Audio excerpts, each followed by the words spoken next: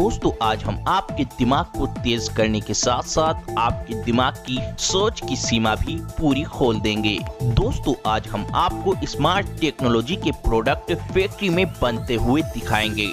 ऐसी चीजें फैक्ट्री में बनते हुए दिखाएंगे जिनके बारे में हर किसी को पता होना चाहिए कि ये फैक्ट्री के अंदर कैसे बनते हैं। दोस्तों हम बहुत ही ज्यादा मेहनत कर वीडियो बनाते हैं, इसीलिए हमारी मेहनत का फल आपका वीडियो को लाइक करना और वीडियो को शुरू से लेकर आखिर तक देखना है। तो चलिए वीडियो की शुरुआत करते हैं पहले नंबर के स्मार्ट मोबाइल मैन्युफैक्चरिंग प्रोसेस से। Smart mobile manufacturing process.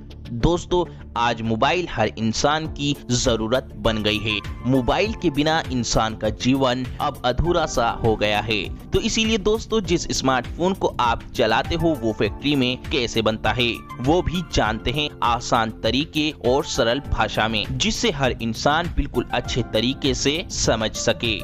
दोस्तों फैक्ट्री के अंदर मोबाइल बनाने के लिए सबसे पहले मोबाइल की बॉडी को तैयार किया जाता है। मोबाइल की बॉडी को तैयार करने के लिए सबसे पहले एक एल्युमिनियम की बड़ी सारी शीट को इस मशीन में रखकर शीट के छोटे छोटे पीस काट लिए जाते हैं मोबाइल के साइज के हिसाब से। फिर इन मोबाइल बॉडी पीस के कवर को जहां जहां से काटना होता है, जहां जहां से होल करने होते हैं और जहां जहां मोबाइल के पेंच लगाने होते हैं वहां पर से इस मशीन की मदद से मोबाइल के इस बॉडी कवर को काट लिया जाता है और छेद कर लिए जाते हैं।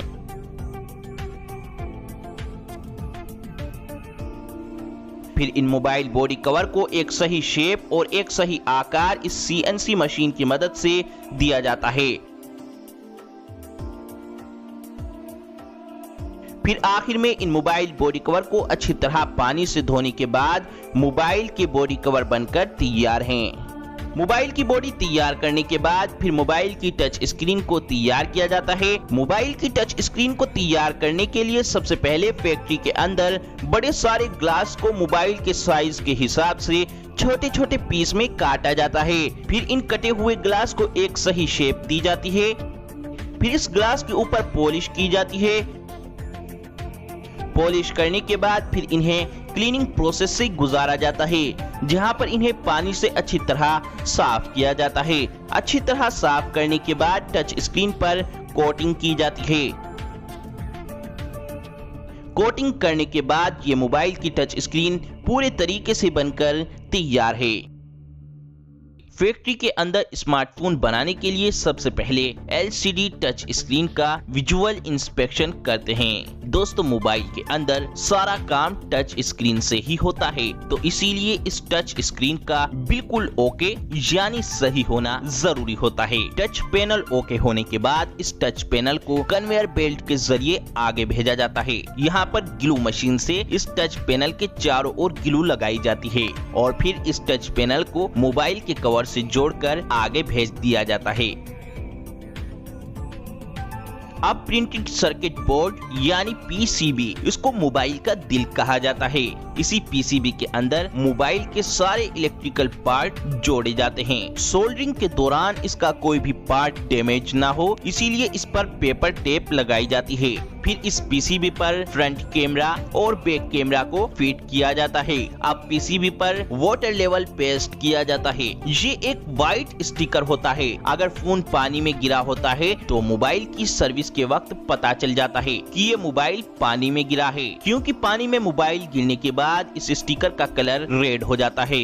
और दोस्तों ये है माइक, मोबाइल का काफी इम्पोर्टेंट पार्ट, जिससे आपके मोबाइल की आवाज दूसरे मोबाइल तक पहुंचती है। इस माइक को PCB के बॉटम एंड पर लगाया जाता है और टॉप पर लगाया जाता है स्पीकर और फिर इस PCB में लगाया जाता है वाइब्रेटर। इसी वाइब्रेटर से ही मोबाइल की रिंगटोन में मजा आता है। और फिर LCD और टच पैनल से इस PCB को जोड़ा जाता है और मोबाइल के साइड में वॉल्यूम बटन और पावर बटन को फिक्स किया जाता है। अब मोबाइल की मिडिल हाउसिंग में वाईफाई और GSM को फिट किया जाता है, ताकि हमारा फोन वाईफाई जोन में जाते ही हाई स्पीड इंटरनेट से जुड़ जाए।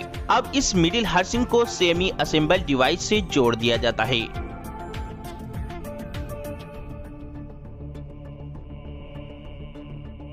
अब काम शुरू होता है मोबाइल की टेस्टिंग का। सबसे पहले टेस्टिंग की जाती है रेडियो फ्रीक्वेंसी की। दोस्तों रेडियो फ्रीक्वेंसी की मदद से ही हम मोबाइल से बात कर पाते हैं। अब रेडियो फ्रीक्वेंसी की टेस्टिंग ओके होने के बाद फिर मोबाइल की LCD टेस्टिंग की जाती है। LCD टेस्टिंग ओके होने के बाद मोबाइल की multi touch, mic, speaker, gravity sensor, front camera, back camera और फ्लैश लाइट, इन सब चीजों की अलग अलग टेस्टिंग की जाती है।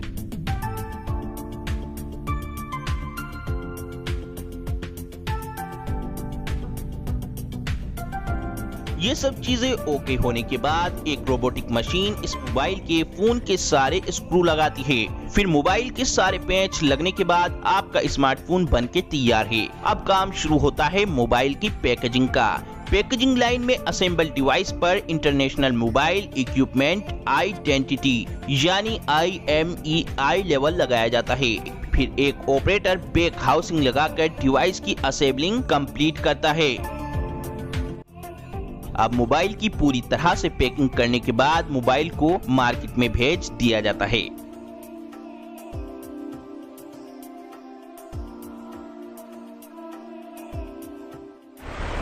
Mobile charger factory making. दोस्तों मोबाइल को चलाने के लिए मोबाइल को चार्ज करना जरूरी होता है। तो दोस्तों इसीलिए जानते हैं कि इस मोबाइल को चार्ज करने वाले चार्जर को कैसे बनाया जाता है।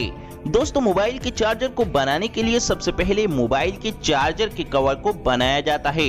मोबाइल के चार्जर के कवर को बनाने के लिए इसके कच्चे रॉ मटेरियल, प्लास्टिक का दाना, HDPE और पॉलीमर, इसको इस मशीन में डाला जाता है,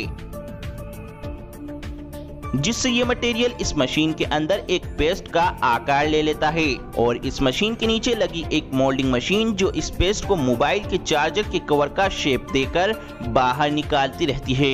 इस तरीके से पहले मोबाइल के प्लास्टिक चार्जर का कवर तैयार कर लिया जाता है। फिर इस चार्जर के कवर के अंदर करंट के लिए प्लग को लगाया जाता है।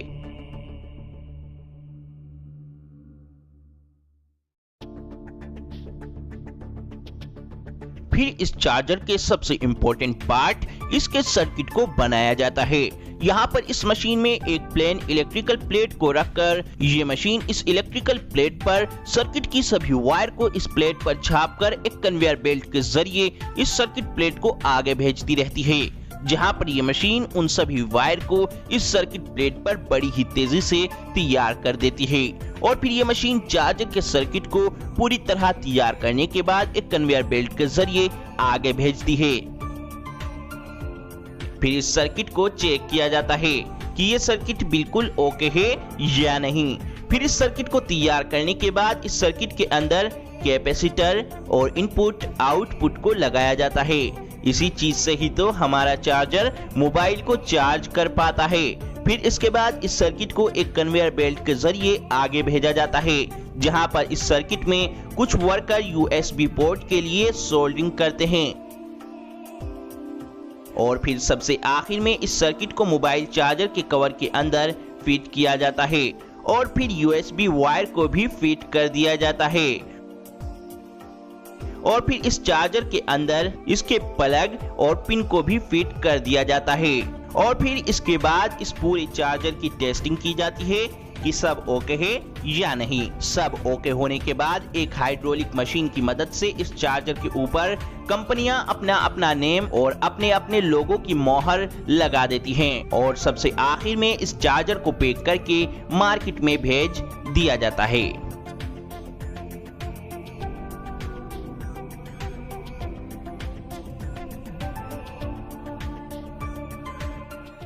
Earphones factory making.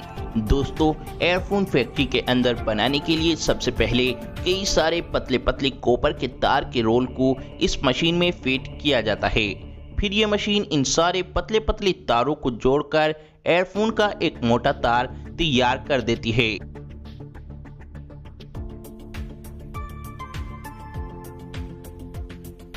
फिर इसके बाद एक वर्कर दूसरी मशीन की मदद से इस तार पर कपड़े की सिलाई करता है।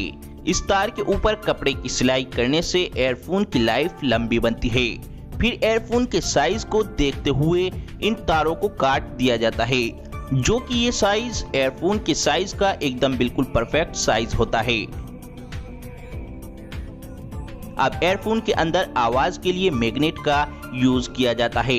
कई सारी मैग्नेट को एक कन्वेयर बेल्ट पर रखकर आगे भेजा जाता है, जहां पर ये मशीन हर एक एयरफोन के पीस के अंदर 2 मैग्नेट फिट कर देती है। फिर इसके बाद इस एयरफोन में मोबाइल के अंदर लगने वाले एयरफोन जैक को लगाया जाता है।